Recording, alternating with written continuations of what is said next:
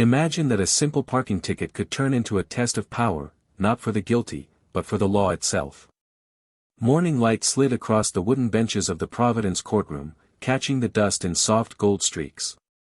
The faint hum of people waiting, shuffling papers, whispered excuses, died the moment Judge Frank Caprio entered. Calm, polite, the kind of man who carried quiet authority instead of wearing it like armor. The clerk called the next name. Case of Deborah Hale. A woman in her late 40s stood. She moved with deliberate confidence, heels clicking like punctuation marks. Black coat, diamond studs, perfect hair. The kind of presence that made the room straighten a little, as if everyone recognized the type, someone used to being obeyed. Caprio looked up from the file.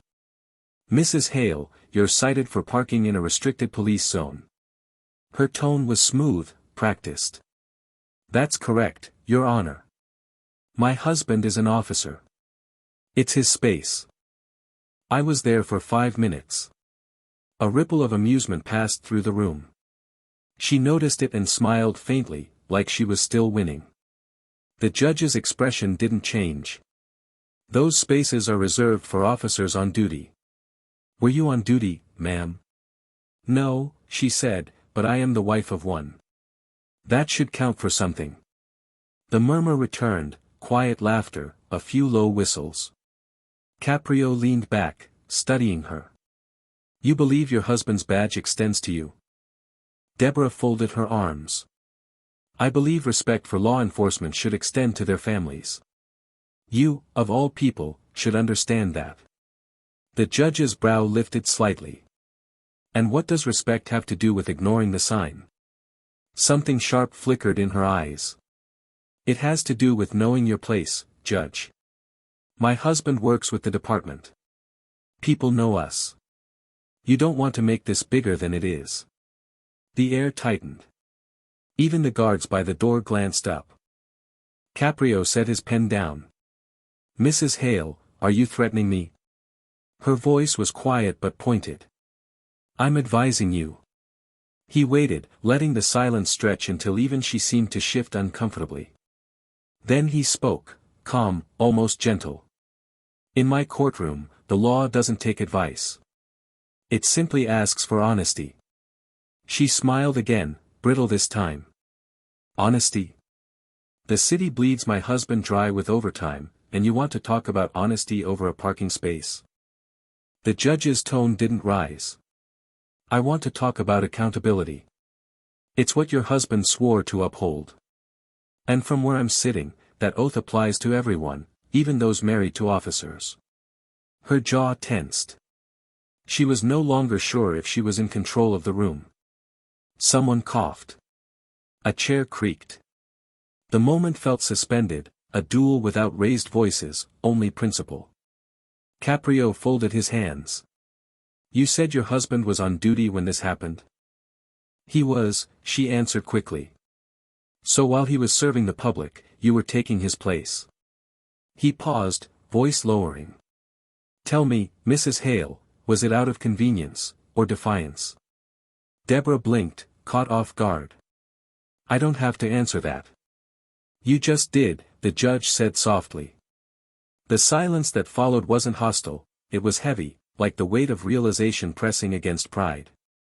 Even those in the back row could sense it, this wasn't about a ticket anymore. The judge tapped his gavel once, gently. Let's proceed. The sound echoed like a warning, or perhaps, a promise that this small case had only just begun. Caprio didn't reach for the code book, he angled his chair instead, as if to face a neighbor at the kitchen table. Mrs. Hale, set the ticket aside for a moment. Tell me who you are when no one is watching. Her first answer was posture, chin high, shoulders squared. Then the steel softened. I'm a patrolman's wife, she said. 20 years. I know every night shift by the sound of his boots on the stairs. I know what a radio sounds like at 2 a.m. when it isn't your call. The room quieted. Even the guard by the door stopped fidgeting. My husband was the one who ran toward the shouting on Broad Street when everyone else backed up. He taught our son to keep the porch light on when he's late. She swallowed. Last fall, internal affairs pulled him off the street. Excessive force, they said. 10 seconds of a phone video and a month of headlines. No context. No sleep. Her voice roughened, just a shade. We sold his fishing boat to pay a lawyer. I kept the house together with duct tape and church casseroles. And when I parked in that space, I told myself I'd earned 5 minutes close to the door. I told myself I wasn't stealing, I was surviving. Caprio's hands folded, knuckles pale against the bench. You love the uniform enough to fight for it, he said. Do you love it enough to accept its limits? She met his eyes, anger flickering with fatigue. Limits? The badge draws its authority from restraint, he said, voice low. From saying no to yourself before you say stop to someone else. Deborah's breath hitched. A tiny tremor crossed the diamond at her ear. You think I don't know restraint? I iron creases into a man who sometimes stares at a wall because he can still hear sirens from a year ago. A soft murmur passed through the gallery, not judgment, recognition. Caprio nodded once. I'm not questioning your devotion. I'm asking about your conclusion. You believe the world dishonored your husband, so you borrowed his authority to push back. That's not respect. That's escalation. She looked away, toward the seal above the bench, as if measuring herself against it. If people respected the job, they wouldn't treat him like a villain. Maybe I wanted to remind someone he still matters. And you chose a sign that said police only to deliver the message, Caprio said gently.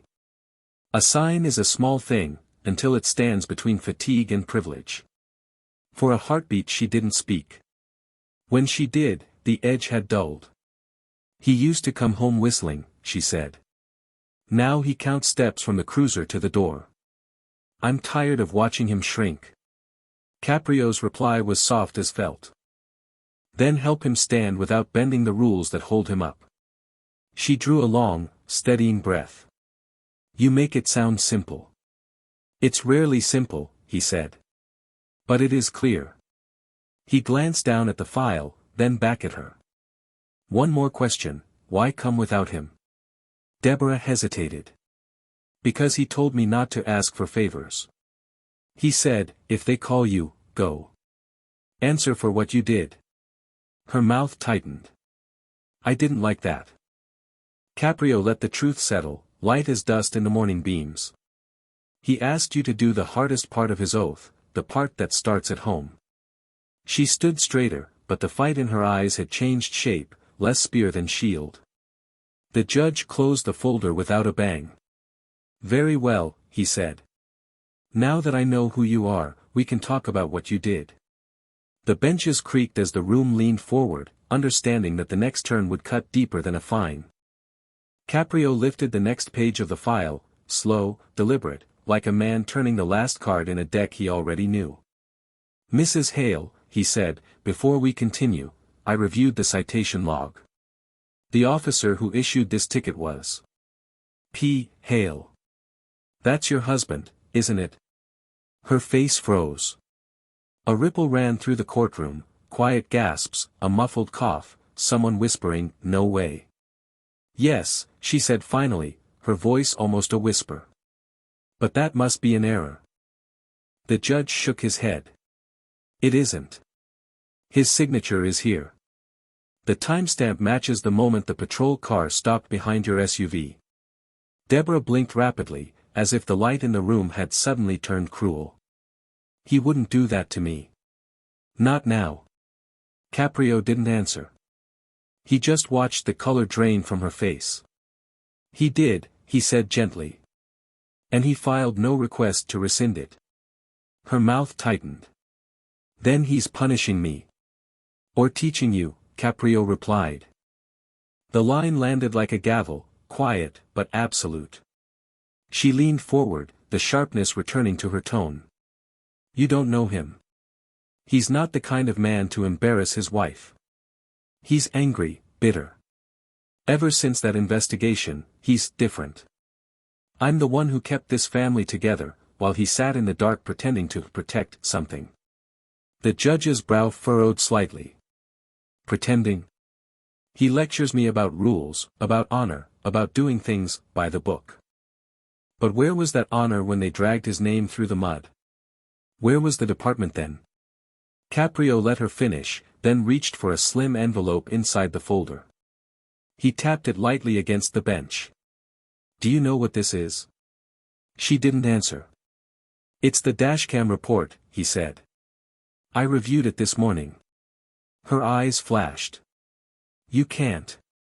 I can, he said simply. And I did.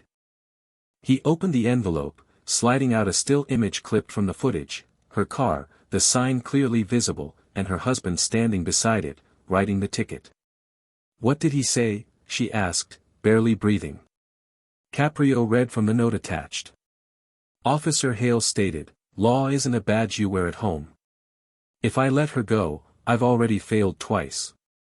The words hung heavy, echoing against the paneled walls. Deborah whispered, "He really said that?" The judge nodded. He also added, "She won't understand today. Maybe one day she will." She pressed her lips together, but the tremor in her jaw betrayed her. For the first time, the defiance looked fragile, like a costume unraveling at the seams. Caprio's voice softened. "Mrs. Hale, you said earlier that your husband wasn't the same since the fall. I believe you. But maybe the change you see isn't weakness. Maybe it's him trying to hold on to the only thing he has left, his integrity." The words seemed to reach her, though she didn't move. Her eyes glistened, unfocused, as if replaying 100 late-night arguments. "He's not perfect," she said. "He drinks too much coffee, forgets birthdays, barely sleeps. But he's not heartless." "No," said Caprio quietly. "He's human. And humans fail. But some still remember why the rules exist, to keep them from falling too far." She took a deep breath, then asked the question like a plea, "What am I supposed to do with that, Judge? Pretend I'm proud that my husband ticketed me?" He leaned forward, folding his hands. "Maybe start by being proud that he didn't ask me to erase it."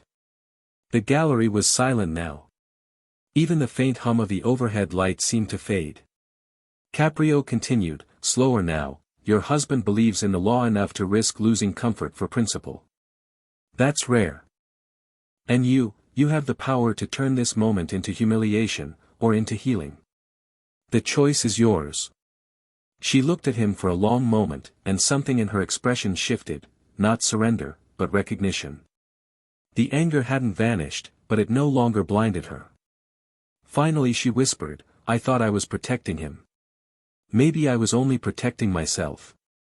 Caprio nodded once, solemnly. "That's the thing about protection, Mrs. Hale. Sometimes it's just fear wearing armor." The courtroom stayed silent for several seconds, a stillness deeper than noise, filled with the quiet shock of truth. Then, softly, Caprio said, "Let's take a brief recess." He struck the gavel once, but it sounded different this time, less judgment, more mercy. Caprio's gaze held hers, steady, unflinching, almost fatherly. "Mrs. Hale," he said, his voice low, deliberate, "you knew your husband wrote that ticket. But you didn't come here to deny it. You came to prove he was wrong." The words landed like stones dropped in still water. Deborah looked down. Her posture, once proud, bent slightly under the weight of his tone. "He hasn't spoken to me since," she murmured. "We live under the same roof, but it's like we're in different worlds. When I saw that paper on the windshield, it felt like he'd finally chosen the law over me." Caprio's reply came gently, almost like a sigh. "Or maybe he chose both. Sometimes the only way to protect someone is to tell them the truth, even when it hurts." The courtroom was silent, so still that the soft click of the clerk's pen sounded like thunder. Then, movement. The doors at the back opened. A man in uniform stepped inside. Every head turned. The air shifted. Officer Patrick Hale, tall, tired around the eyes, holding his cap in both hands, walked slowly down the aisle. He hadn't been called. He simply came. Deborah's face went pale. Caprio nodded slightly toward him. Officer Hale, he said quietly, did you wish to speak? Patrick's voice was calm, careful. Your Honor, I'm not here to testify. I came to stand behind whatever decision you make. But I do have one thing to say. He paused, scanning the room, then his wife. I wrote that ticket because I realized I couldn't keep being the man who makes exceptions, not even for the person I love most. Deborah inhaled sharply. Patrick. Caprio raised a hand, not unkindly. Not yet, Mrs. Hale. The officer continued, eyes fixed on his wife. For years, I thought protecting you meant shielding you from everything ugly, from the job, from the rules, from the weight of it all. But it turned me into someone I don't recognize. I can't preach fairness on the street and practice favoritism at home. She blinked quickly, fighting the tremor in her jaw. You embarrassed me in front of the whole department. I was trying to remind both of us who I used to be, he said softly. The man you married wore that badge with pride. I want to be him again, even if it means you hate me for a while. Caprio didn't interrupt. He let the silence stretch until it became almost unbearable. Finally, he spoke, measured, precise. Mrs. Hale, today isn't about him judging you. It's about you seeing yourself clearly. The hardest verdict is always the one we render in our own hearts. The gallery held its breath. Deborah's lip quivered. For a moment, it looked like she might lash out again, but instead her voice broke. You think this was easy for me? Watching you disappear behind that badge. Patrick took a half step closer, stopping only when Caprio's subtle gesture told him to. I know it wasn't easy, he said. But the uniform didn't take me away. The distance between us did. She closed her eyes, and for the first time since the hearing began, she didn't fight back. Caprio leaned back slightly, his expression unreadable. The truth, Mrs. Hale, he said quietly, isn't a weapon. It's a mirror. And today, it's finally facing both of you. The judge's gavel came down softly, once, not as a command, but as punctuation. The courtroom remained frozen, caught between heartbreak and relief, a collective understanding that something irreversible had just happened. Caprio motioned toward the front row. Please, he said, both of you, sit. The officer obeyed first, lowering himself onto the bench beside his wife.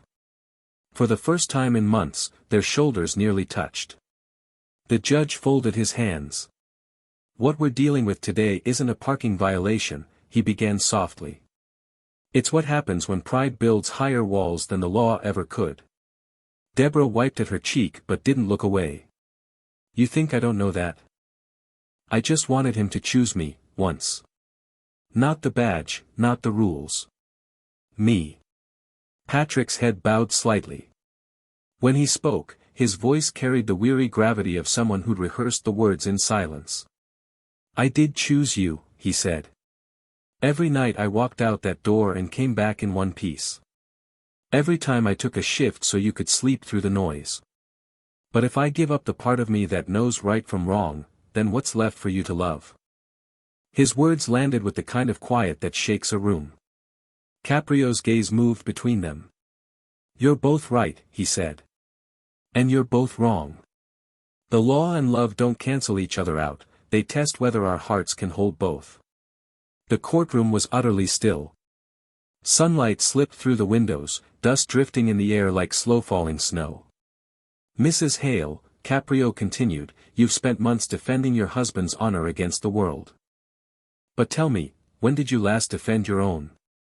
Deborah's eyes shimmered. I thought I was.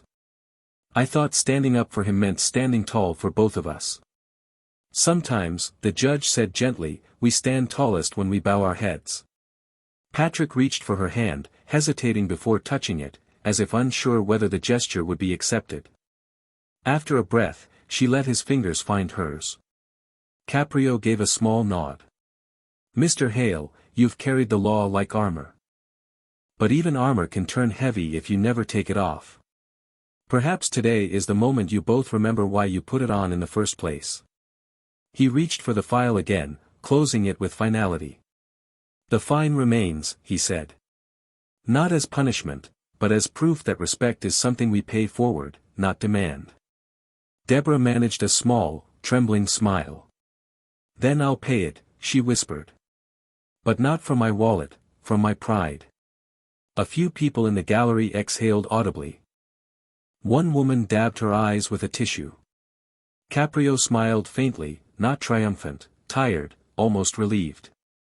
That, he said, is the first payment I've seen today that means anything. Patrick looked at his wife, the hardness in his features dissolving. Deborah, he said quietly, for what it's worth, I never wanted to win. I just wanted us to stop losing. She turned toward him, tears tracing the edges of her defiance. Then maybe, she said, we finally stopped. The judge rose slowly, as if unwilling to disturb the fragile peace that had settled over the room. Ladies and gentlemen, he said to the gallery, what you witnessed wasn't justice served. It was something rarer, understanding reached. He lifted the gavel, paused for a breath, and added, case closed. The wooden strike echoed through the chamber, sharp, final, yet oddly tender. Deborah stood, clutching the folded citation in both hands. She looked at her husband and, for the first time in months, didn't see an officer in uniform, just the man she'd once waited for at the kitchen window. Let's go home, she said quietly. He nodded, and together they turned toward the light spilling through the courthouse doors. The courtroom emptied slowly, the way people leave a church after a confession. The murmur of footsteps faded down the marble corridor until only the soft rustle of papers remained. Judge Caprio sat alone at the bench, his glasses resting beside the closed file. He didn't look triumphant. Just thoughtful, as though the weight of the morning lingered on his shoulders. The clerk approached. Long day, Your Honor. Caprio smiled faintly. A necessary one. He glanced toward the door where the Hales had stood moments earlier. Justice isn't always about guilt or innocence. Sometimes, it's just about letting people see themselves clearly, maybe for the first time. Outside, the afternoon sun stretched across the courthouse steps. Deborah stood there, holding the payment slip between her fingers. The paper trembled slightly in the wind. Patrick was a few steps below her, his hands in his pockets, his hat under one arm. For a long moment, neither spoke. The traffic hummed, a car horn echoed somewhere in the distance. Then she walked down slowly, stopping in front of him. This belongs to both of us, she said. Her voice was steady now, not the brittle edge of pride, but something quieter, anchored. She placed the check in his hand, closing his fingers around it. Pay it for me. And tell them this time, I'm not ashamed of your name. Patrick looked at her, really looked, and the faintest smile crept across his face. You sure? I'm sure.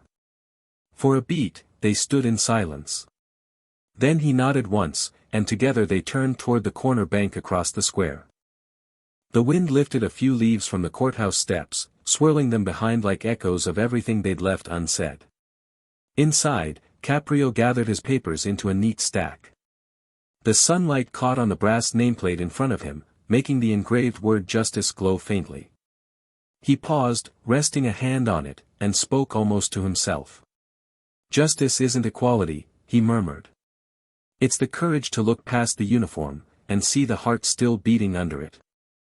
He slipped the file into the cabinet, turned off the lamp, and walked toward the same doorway where hundreds had stood before, some defiant, some broken, all human. As he stepped outside, he caught sight of the couple across the street, standing together by the payment window. Deborah's hand rested on her husband's arm. For the first time that day, they looked like a team. The judge allowed himself a quiet smile before descending the courthouse steps. The wind carried faint laughter, hers, followed by the sound of coins dropping into the tray. He didn't turn back. He didn't need to. The city moved on, slow, imperfect, alive. And somewhere in the middle of it all, one small act of humility had restored more than a marriage. It had reminded everyone watching that fairness, when guided by compassion, could still heal what pride had broken. The courthouse clock struck noon. Caprio adjusted his coat, looked up at the bright blue sky, and whispered, so softly it was almost lost in the noise of the city. "Case closed, for all of us."